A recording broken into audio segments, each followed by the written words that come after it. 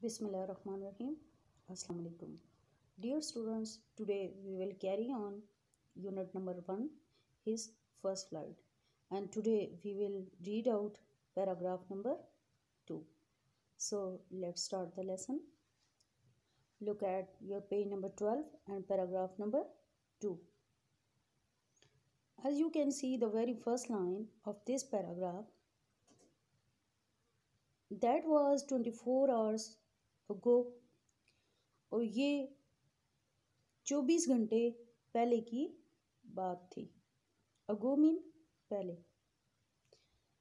In the last lesson we have read about a seagull that he tried to fly but he failed and he couldn't move, and that was 24 hours ago, और ये बात 24 घंटे पहले की थी.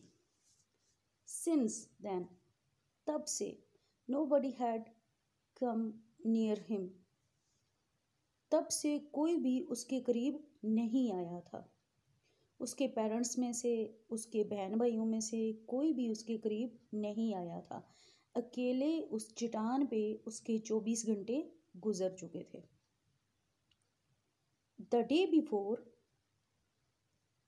एक दिन पहले, ऑल डे लॉन्ग, पूरे दिन, he had watched his parents, उसने अपने वालिदैन को देखा, फ्लाइंग अबाउट, उड़ते हुए, with his brothers and sister, उसके भाइयों और बहन के साथ. The day before, all day long, और एक दिन पहले पूरा दिन, he had watched his parents flying about, his brothers and sisters, उसने अपने वालिदैन को अपने भाइयों और बहन के साथ पूरा दिन वहाँ पे उड़ते हुए देखा.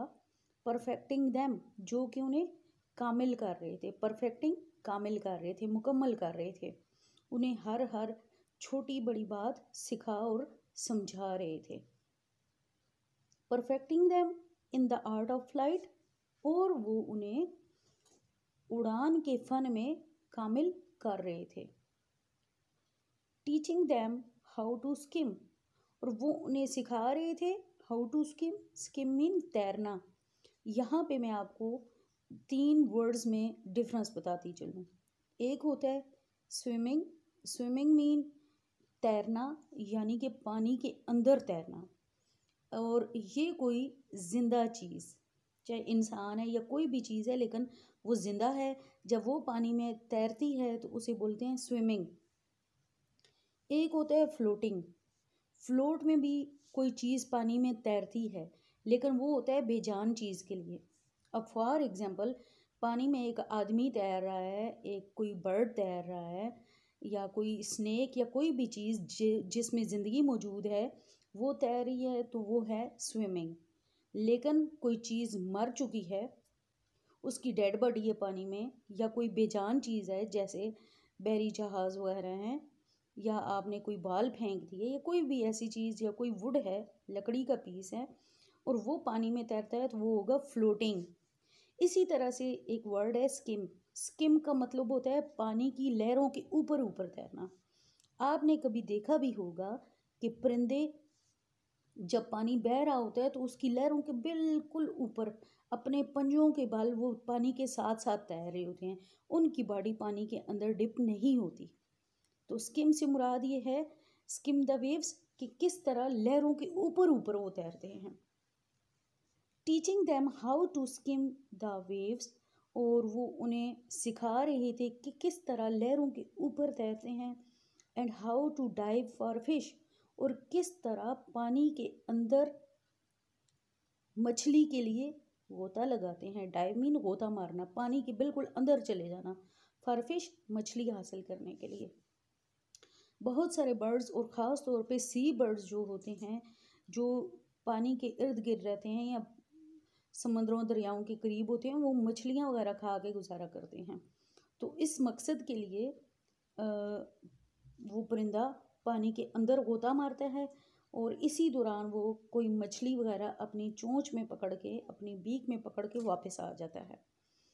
तो यहाँ पे बताया गया है कि एक दिन पहले वो सारा दिन सीगल सारा दिन अपने वालिदैन को देखता रहा जो उसके बहन भाइयों को सिखा रहे थे कि वो कैसे उड़ें, कैसे पानी की लहरों के ऊपर तैरें और फिर मछली पकड़ने के लिए कैसे वो पानी के अंदर गोता लगाएं। He had in fact seen his elder brother, दर हकीकत उसने अपने ओल्डर ब्रदर अपने बड़े भाई को देखा, कैचिंग हिज फर्स्ट हेरिंग, कि उसने अपनी पहली मछली पकड़ी। हेरिंग ये एक मछली का नाम है, छोटी मछलियों में से, कि उसने अपनी आंखों से देखा कि उसके एक बड़े भाई ने अपनी ज़िंदगी में अपनी पहली मछली पकड़ी, अपने खुराक हासिल करने के लिए अपनी पहली मछली पकड़ी। एंड डिवोर इट, और उसको निगल गया। परिंदे जब मछली पकड़ते हैं तो उसको खा जाते हैं। डिवोर मीन निगल जाना, यानी कि चबाए बगैर ही खा जाना। स्टैंडिंग ऑन अ रॉक, और चट्टान पे खड़े हुए। वाइल हिज पेरेंट्स, जबकि उसके वालिदैन, सर्कल्ड अराउंड, वो उसके इर्द गिर्द चकरा रहे थे, चक्कर लगा रहे थे। Raising a proud cackle, raising ऊंची ऊंची आवाज़ें निकालना, प्राउड खुशी वाली, फ़ख्र वाली, कैकल आवाज़। रेजिंग मीन ऊंचा, पैदा करना। और उसने देखा कि उसके वालिदैन उसके इर्द गिर्द ऊंची आवाज़ में, फ़ख्रिया अंदाज में आवाज़ें निकाल रहे थे।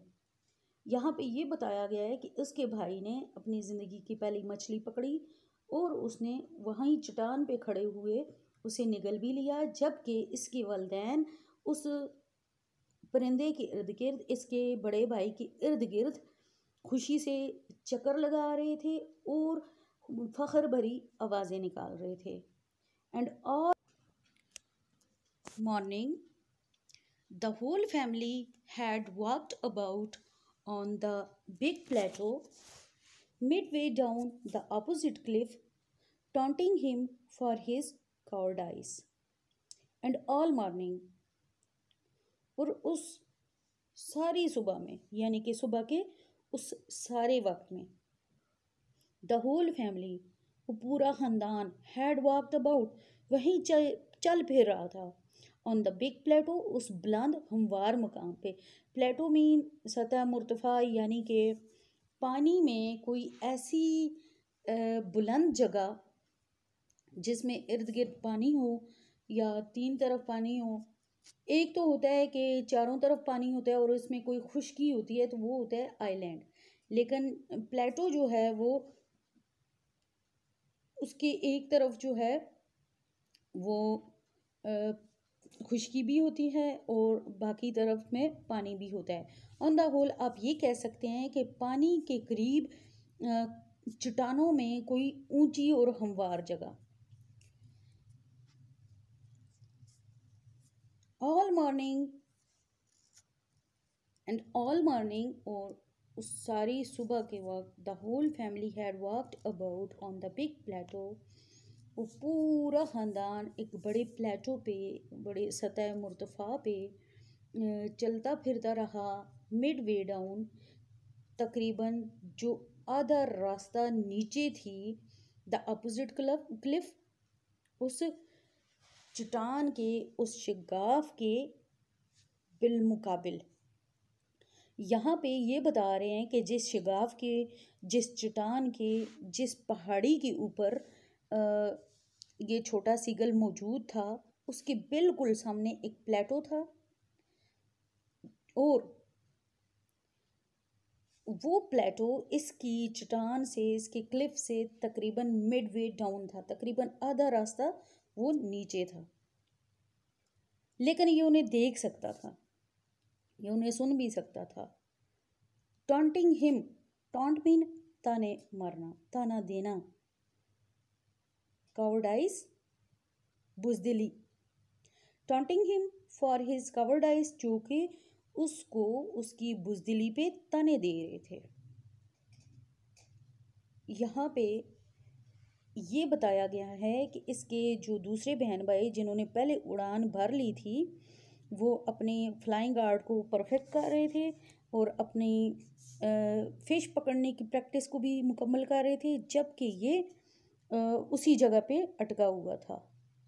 सुबह का सारा वक्त अपनी फैमिली को देखता रहा और वो सब इस पे ताने मारते रहे, इसको ताने देते रहे कि इसकी बुज़दिली की वजह से वो इस बिहेवियर को बर्दाश्त करने पे मजबूर था। लेकिन दरअसल वो ताने मारने के इस ट्रिक को इस्तेमाल करते हुए उसको आगे बढ़ने के लिए मजबूर कर रहे थे कि वो इनके तानों से ही तंग आके किसी भी तरह अपनी परवाज़ ले और आगे इस फ़न को सीखे और अपनी ज़िंदगी गुजारने के काबिल हो सके।